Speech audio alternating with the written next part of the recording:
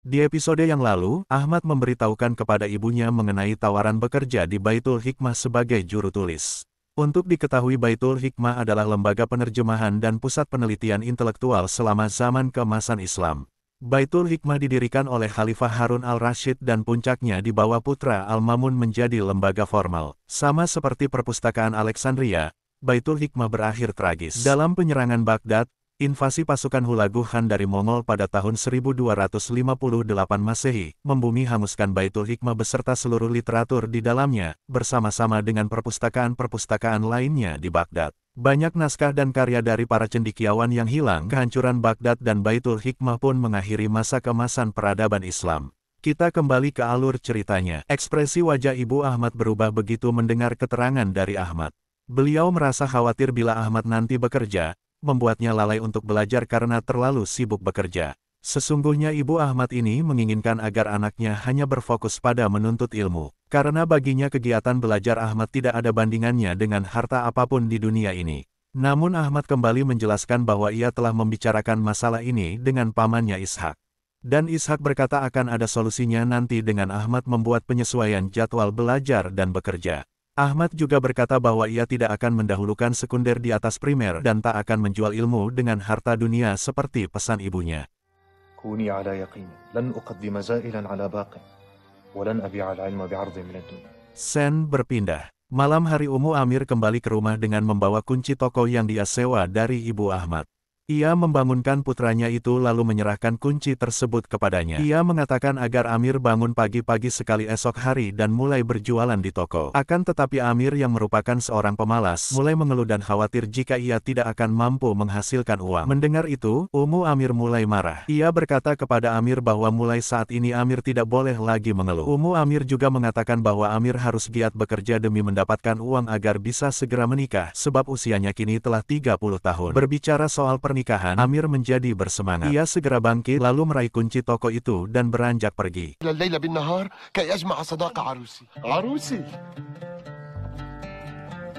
Di rumah Khalid, Shahanaz disambut dengan baik oleh Ibu Khalid serta dijamu dengan beberapa makanan. Ummu Khalid berpesan kepada Khalid agar membantu gadis tersebut esok hari menemukan ayahnya dengan mendatangi tempat di mana para pedagang dari Khurasan biasanya berkumpul. Dengan begitu, mereka dapat menemukan ayah dari gadis yang mereka tolong. Khalid meminta kepada ibunya agar tak membiarkan Shahanaz kelaparan sebab ia beranggapan bahwa tamunya tersebut adalah amanat yang harus mereka jaga. Sementara Shahanaz masih menolak saat diberi makan. Ia merasa takut dan cemas. Sehingga Ibu Khalid berusaha membujuknya agar mau makan makanan yang mereka sajikan. Di tempat lain, kondisi Fauz sangat menyedihkan. Kini ia dibelenggu, kedua tangannya terikat, dan mulutnya ditutup dengan kain. Wanita jahat yang telah menipunya yang belakangan diketahui bernama Zumruda memaksa agar Fauz mau makan. Karena ia tak mau Fauz menjadi lemas sebab hari ini ia akan menjual Fauz sebagai budak. Fauz terus memberontak dan meminta agar dibebaskan. Tetapi Zumruda dan Hanzalah budaknya tak menghiraukan Fauz. Ia hanya terlihat senang sebab sebentar lagi akan memperoleh banyak uang dari hasil penjualan Fauz. Ia pun berlalu meninggalkan Fauz dalam ruangan yang pengap itu. أنا فتاة حرة ابنة تاجر حر شريف. Keesokan harinya, di pasar Baghdad, ayah Fauz masih berusaha mencari kedua putrinya. Ia bertanya kepada siapa saja yang ditemuinya. Akan tetapi tak seorang pun yang mengetahui keberadaan Fauz dan Shahanaz. Lalu Abu Rustum temannya menghampiri dan mengatakan bahwa rombongan akan segera kembali ke Khurasan. Abu Fauz mengatakan bahwa ia tidak akan kembali sampai kedua putrinya diketemukan. Dia meminta agar para rombongan dagang itu bersedia menunggunya. Tetapi Abu Rustum mengatakan bahwa teman-temannya sudah tidak bisa menunggu lebih lama lagi. Dan ia tidak bisa berbuat apa-apa selain mengikut saja. Abu Rustum lalu pergi dan disusul oleh Abu Fauz.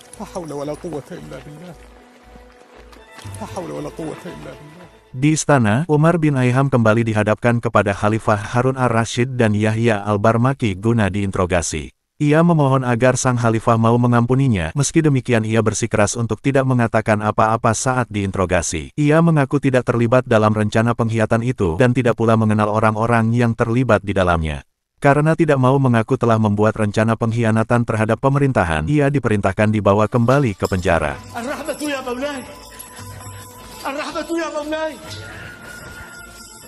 Yahya menenangkan khalifah dan mengatakan bahwa suatu saat Umar akan mengakuinya.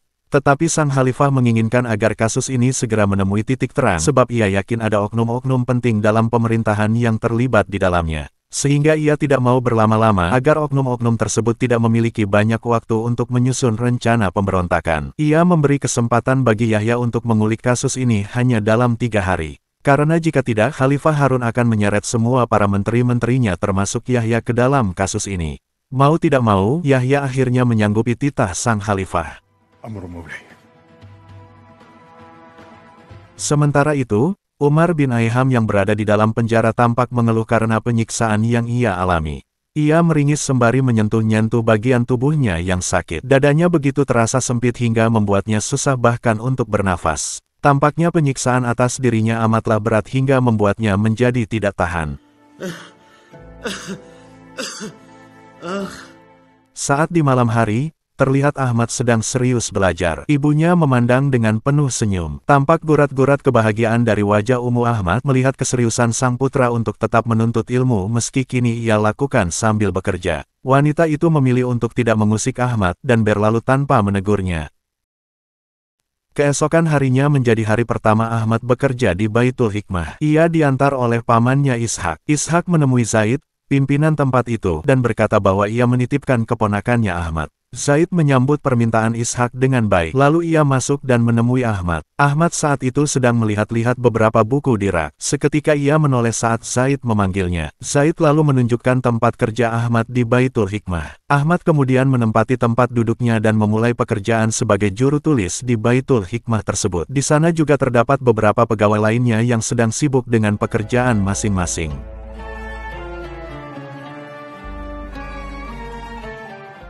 Di pasar Baghdad, Amir terlihat sangat bersemangat hari itu, di mana ia akan memulai membuka tokonya. Ia memulai bisnisnya dengan berjualan sandal. Tiba-tiba dia dihampiri oleh 2 orang pria yang menegurnya. Amir lalu memperkenalkan dirinya sebagai pedagang baru di toko itu. Salah seorang pria yang diketahui bernama Abu Sahlan berkata kepada Amir bahwa sandal pertama dari kulit keledai yang ia buat, sebaiknya ia berikan kepada putra menteri yang ada di sampingnya.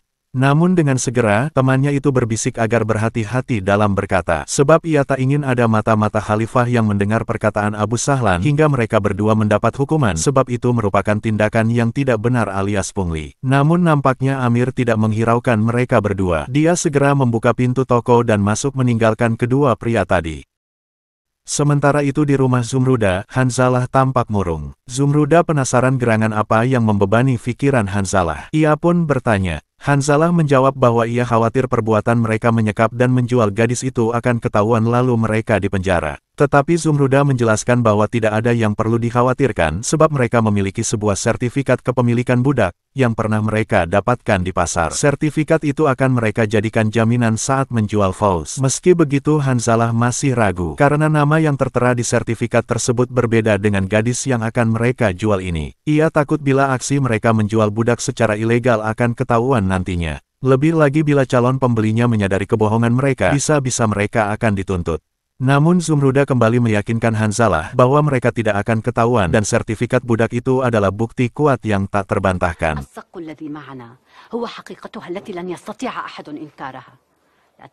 Sen berpindah ke Baitul Hikmah. Ahmad menyadari bahwa waktu untuk belajar di Halaqah Syaikh sudah tiba. Ia lalu mengemas barang-barangnya dan menemui Zaid. Ahmad berpamitan kepada Zaid untuk pergi ke Halaqah Syaikh. Zaid berkata bahwa ia sebenarnya hendak menahan Ahmad sebab pekerjaan di Baitul Hikmah hari itu sangat banyak. Akan tetapi dia telah sepakat dengan Ishak tentang waktu belajar Ahmad, sehingga ia akan tetap menepati janjinya dengan mengizinkan Ahmad pergi ke Halaqah Syaikh. Namun ia meminta agar selepas dari Halaqah Syaikh, Ahmad kembali ke Baitul Hikmah untuk menyelesaikan pekerjaannya.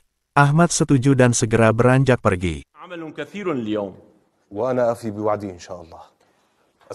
Di pasar Baghdad, Khalid menemani Shahanats mencari ayahnya. Rupa-rupanya mereka telah berkeliling sejak pagi, namun belum menemukan apa-apa. Bahkan rombongan pedagang dari Khurasan telah lama meninggalkan Baghdad. Tetapi Khalid berusaha menenangkan Shahanats. Ia berkata bahwa ayah Shahanats pasti masih ada di Baghdad. Dia juga berjanji akan terus membantu Shahanats hingga ia berhasil bertemu kembali dengan ayah dan kakaknya. Tiba-tiba, temannya datang dan bertanya mengapa hingga tengah hari toko Khalid belum juga buka. Sementara di depan toko telah banyak para pembeli yang mengantri. Khalid berkata bahwa ia sedang ada urusan. Temannya lalu memperhatikan Syahnaz yang menangis dan bertanya kepada Khalid. Tetapi karena buru-buru Khalid hanya menjawab akan menjelaskan masalahnya nanti. Ia pun segera mengajak Syahnaz pergi melanjutkan pencarian terhadap ayahnya. Di istana Khalifah, Harun al-Rashid memerintahkan agar Yahya mengirim sepucuk surat ke Madinah al-Munawwarah. Yahya mengambil surat itu dan segera melangkah pergi. Tetapi Khalifah menahannya dan bertanya mengenai perkembangan penyelidikan atas kasus Umar bin Ayham. Yahya mengatakan bahwa sepertinya Umar bin Ayham mulai membongkar siapa saja yang terlibat dalam pengkhianatan itu. Yahya hanya meminta agar Khalifah lebih tenang sebab dia yakin bahwa dalam esok atau lusa semuanya akan terbongkar. Khalifah Harun berkata dia tidak bisa tenang selama orang-orang yang terlibat dalam pengkhianatan terhadap pemerintahannya belum diketahui. Hal ini membuat Yahya berjanji akan secepatnya mengungkapkan hasil akhir kasus tersebut dengan segera. Apalagi Khalifah Harun tampaknya sudah tidak sabar ingin memberikan pelajaran bagi orang-orang yang berniat memberontak terhadap pemerintahannya.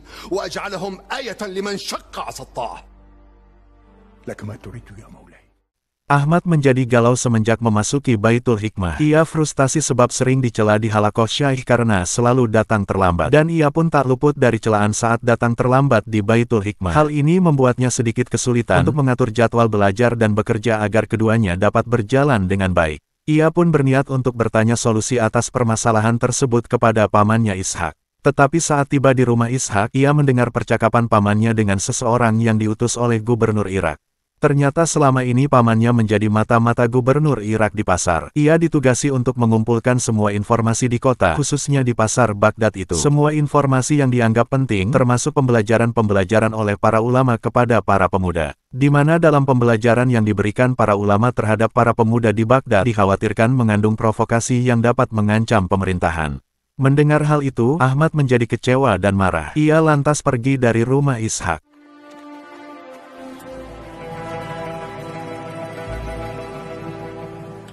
Saat malam tiba dan Ahmad belum juga pulang, ibunya sangat khawatir. Ia lalu menemui ibu Khalid untuk mencurahkan kegundahannya. Ibu Ahmad merasa bersalah sebab telah membuat jalan Ahmad untuk meraih cita-cita menjadi seorang ulama menjadi sulit. Ia berkata seandainya saja ia mampu memberikan nafkah lebih banyak, tentu Ahmad tidak akan menghadapi kesulitan seperti ini, di mana ia harus menuntut ilmu di samping bekerja mencari uang.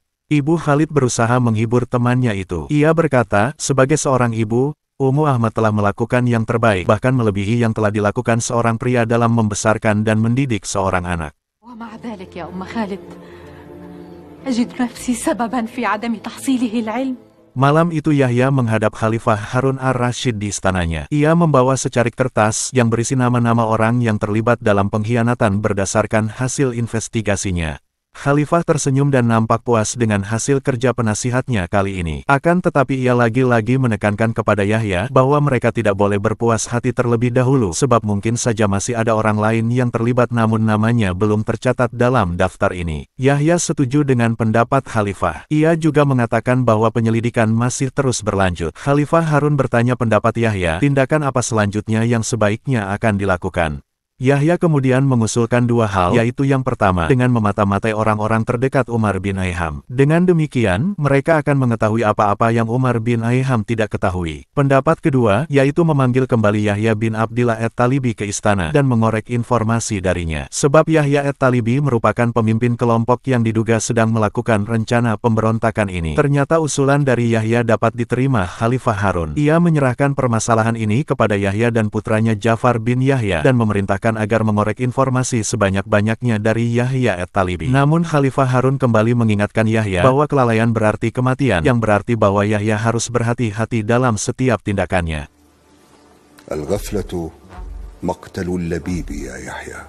Ja'far wa Abu Ja'far taw'u bananika ya Maulai. Malam itu, Ahmad terlambat tiba di rumah. Ibunya dengan gelisah menunggu Ahmad. Ahmad meminta maaf sebab telah menyusahkan ibunya. Tetapi ibunya justru bertanya mengapa wajah Ahmad menjadi suram malam itu. Sebagai seorang ibu, dia menyadari bahwa putranya kini sedang memikirkan sesuatu. Ia tidak tega melihat Ahmad dalam keadaan bersusah hati demikian. Namun Ahmad memilih untuk memendam sendiri permasalahannya. Ia hanya mengatakan bahwa ada satu permasalahan yang ingin ia pastikan terlebih dahulu sebelum menceritakannya kepada sang ibu. Ahmad lalu lalu berpamitan untuk beristirahat karena ia sangat lelah sehabis belajar dan bekerja seharian. قليلا وأريد أن أنام. تصبحين على خير. تصبح على خير.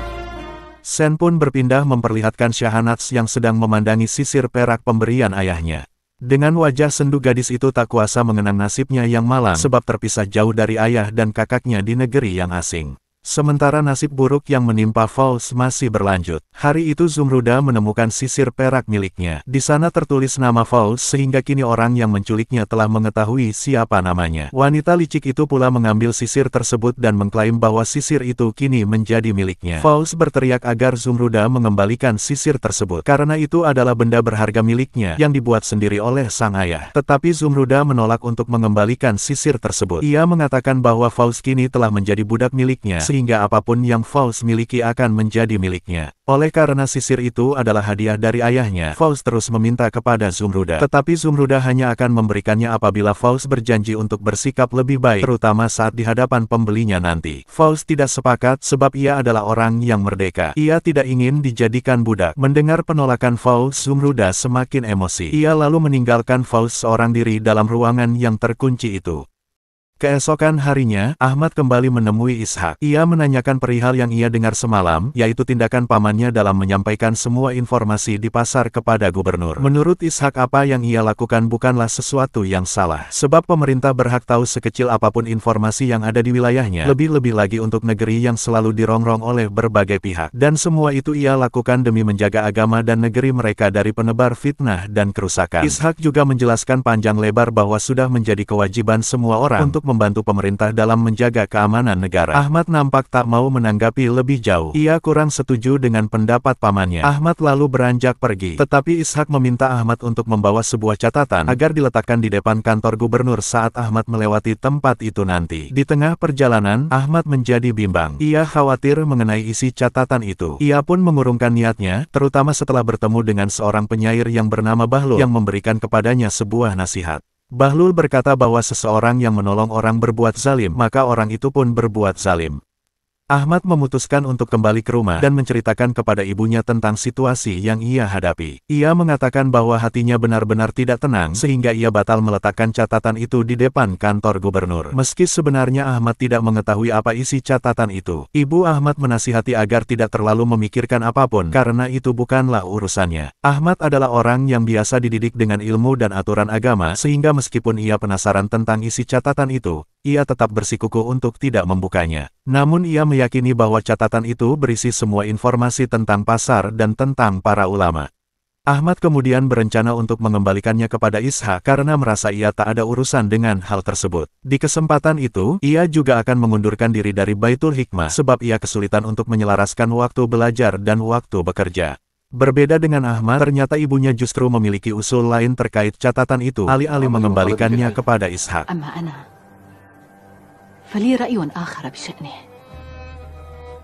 Di gubuknya, Faraj sedang merenung malam itu. Ia merasa benar-benar frustasi sebab keinginannya untuk merubah hidup nampaknya tak akan terwujud. Tiba-tiba saja Bahlul datang mengejutkan Faraj. Ia hanya mampir sebentar untuk menyampaikan sebuah pesan yang berbunyi, barang siapa yang memandang-mandang ke bawah mata kakinya akan terjungkal dan barang siapa yang memandang ke depan akan terus selamat. Faraj tidak memahami nasihat tersebut dan Bahlul pun tidak menjelaskan lebih lanjut. Ia lalu pergi begitu saja meninggalkan Faraj seorang diri. Sepeninggal Bahlul, Faraj merenungi nasihat tersebut dan mencoba memahami maknanya. Ishak menemui Ahmad dan menanyakan catatan yang dia titipkan tadi siang. Ahmad berkata bahwa ia telah membakar catatan itu. Ahmad meminta maaf sebab telah membakar catatan itu, karena menurutnya ada cara lain yang lebih baik dalam mengabdi kepada negara, selain dari apa yang telah dilakukan pamannya tersebut. Ishak sangat kecewa kepada Ahmad, namun ia tak dapat berbuat apa-apa. Sementara ibu Ahmad memperhatikan keduanya dari kejauhan.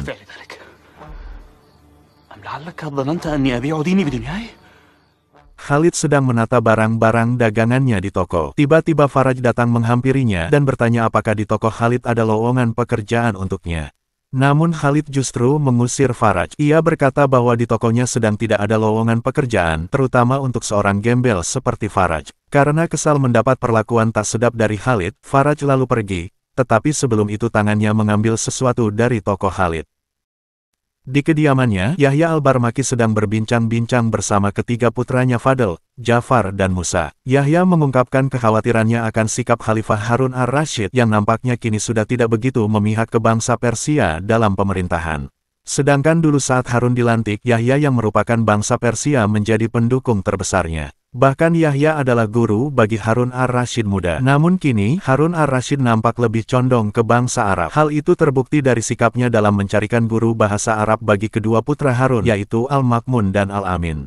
Diketahui dua putra mahkota Harun al-Rasyid bernama Al-Amin dan Al-Makmun. Al-Makmun merupakan putra pertamanya, sedangkan Al-Amin adalah putra keduanya. Al-Makmun lahir dari seorang selir mantan budak berbangsa Persia. Ibunya meninggal dunia sesaat setelah ia dilahirkan. Lalu Al-Makmun diasuh oleh permaisuri Harun bernama Ratu Zubaidah. Tidak lama setelah kelahiran Al-Makmun, Ratu Zubaidah melahirkan putra kedua Harun dan diberi nama Al-Amin. Ratu Zubaidah merupakan wanita Arab dari keturunan Bani Hashim. Karena kedudukan dan pengaruhnya itu, maka Al-Amin dipilih sebagai putra mahkota pertama, sedangkan Al-Makmun yang anak pertama menjadi putra mahkota kedua. Kenyataan ini menimbulkan kegelisahan bagi Yahya. Bagaimana tidak, Harun yang dulunya selalu mempertimbangkan nasihat darinya dalam pemerintahan, kini lebih condong kepada nasihat Ratu Zubaidah. Bahkan Al-Makmun yang semestinya menjadi putra mahkota pertama yang mereka dukung, dengan mudah digeser oleh Al-Amin yang mendapat dukungan dari Ratu Zubaidah. Keadaan ini membuat Yahya khawatir. Pasalnya bila yang berkuasa sebagai khalifah condong ke bangsa Arab, maka kedudukannya di pemerintahan akan semakin terancam. Apalagi ia melihat Al-Makmun sebagai calon khalifah masa depan menunjukkan sikap kesetiaan pada orang-orang Arab, terlebih karena kecintaannya kepada Zubaidah yang telah membesarkannya. Mendengar itu, anak-anak Yahya ikut khawatir. Tetapi Yahya menenangkan mereka sebab ia akan mencari solusinya. Kembali ke pasar, Faraj masih berusaha mencari pekerjaan. Ia mendatangi setiap toko dan menanyakan lowongan pekerjaan. Yang ia dapatkan justru menolakkan dan pengusiran dirinya. Namun ia tetap semangat, hingga berhenti pada sebuah toko yang menjual pelana kuda. Pemilik toko bertanya apakah Faraj mahir membuat pelana, maka saat Faraj mengatakan tidak, sang pemilik toko itu lantas mengusirnya. Namun Faraj memohon, sebab ia telah berhari-hari mencari pekerjaan hingga kedua kakinya lemas. Ia berjanji akan belajar bersungguh-sungguh agar segera menjadi mahir dalam pekerjaannya. Sang pemilik toko akhirnya menerima Faraj, namun ia mengatakan bahwa Faraj akan diuji terlebih dahulu dalam beberapa hari. Hari itu juga ia mendapatkan tugas pertamanya, yaitu membelikan beberapa makanan dan roti untuk tuannya itu. Semula tuannya khawatir bila Faraj membawa kabur piring dan uangnya, tetapi ia terlanjur menyerahkan uang tersebut sehingga ia berharap Faraj adalah pria yang jujur. Di rumahnya, Ibu Ahmad nampak gelisah sebab Ahmad bersama Ishak saat ini sedang pergi menemui gubernur. Hal ini merupakan akibat dari tindakan Ahmad membakar catatan Ishak sehingga membuat Ishak menyeretnya ke kantor gubernur itu. Ibu Ahmad berkata bahwa ia tidak akan tinggal diam bila putranya mengalami hal yang tidak baik. Ia akan melakukan berbagai daya upaya untuk menyelamatkan putranya. Di pasar, Faraj tampak terburu-buru membawakan roti pesanan tuannya. Ia dengan cekatan menghidangkan makanan tersebut. Sang tuan yang ternyata merupakan orang baik mengajak Faraj untuk makan bersama. Ia merasa terkesan dengan semangat dan kejujuran Faraj dalam menjaga amanah. Ia juga berkata akan menilai kinerja Faraj nantinya sehingga ia akan mempertimbangkan untuk menerima atau menolak Faraj sebagai karyawannya. Ahmad akhirnya kembali. Sang ibu sedang menunggu di depan pintu dan segera memberondongnya dengan beberapa pertanyaan. Ia bertanya apa yang terjadi antara Ahmad dan gubernur. Alih-alih menjawab pertanyaan ibunya, Ahmad justru menjelaskan bahwa ia telah mengundurkan diri dari Baitul Hikmah. Ibunya kembali mengulang pertanyaan, apa yang terjadi antara Ahmad dan gubernur. Namun Ahmad mengatakan bahwa hal itu tidaklah penting, sebab saat ini dia sudah berlepas diri dari pekerjaan di Baitul Hikmah atas pertolongan Allah. Tampaknya Ahmad benar-benar terbebani selama ini karena pekerjaan tersebut. Namun kini ia merasa harus berjuang lagi untuk menemukan pekerjaan baru. Ibunya mengatakan bahwa Ahmad tak perlu risau mengenai masalah keuangan. Ahmad hanya perlu fokus belajar pada syaikhnya, sedangkan urusan mencari nafkah biar dirinya saja yang akan melakukannya. Sebab tujuan hidup Ibu Ahmad hanya satu, yaitu menjadikan Ahmad salah satu ulama besar di negeri tersebut. Di akhir percakapan itu, Ibu Ahmad mengingatkan kembali bahwa ia tidak ingin membahas hal ini lagi di lain waktu. Ia hanya ingin melihat Ahmad fokus belajar dan melupakan keinginannya untuk mencari pekerjaan. Dan film pun bersambung. Saksikan kelanjutan kisahnya ya Besti. See you. هو الأهم والأبقى.